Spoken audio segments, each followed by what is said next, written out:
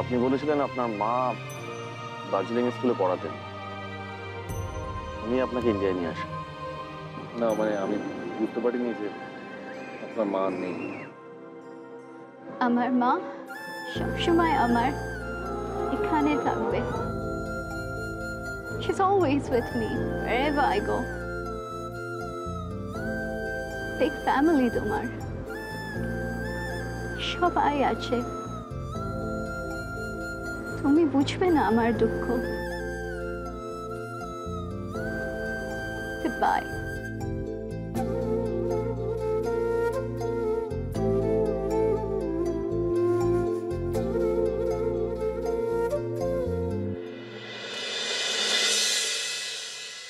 শোন,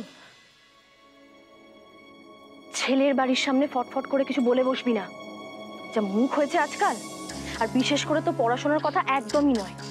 এই যে ডিগ্রি কমপ্লিট করার আগে যে ড্রপ আউট করে গেছিস, পাশ করতে পারিসনি, পড়াশোনাটা ছেড়ে দিয়েছিস, এসব কথা একদম বলবি না। কি পড়েছো জিজ্ঞেস করলে বলবি হোম সায়েন্স। কি বলবি? Home science. মা ঠিক যেমন বলবে ঠিক তেমন বলবে, ঠিক আছে? একবার তো বললে, বুঝে গেছি।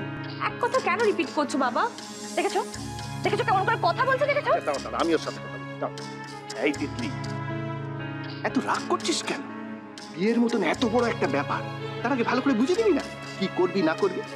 শোন, তুই হোম সায়েন্স বললেই যথেষ্ট, কারণ প্রায় সবাই জানে এই লাইব্রেরি বাড়ির ইতিহাস, সবাই কত শিক্ষিত, তোকে কেউ অত খোঁজাতেও যাবে। ঠিকই তো বাপ মায়ের কথা মন দিয়ে শোন রে ছুরি, অক্ষরে অক্ষরে পালন কর, তারপর দেখি তোর বিয়েটা কে আটকায়।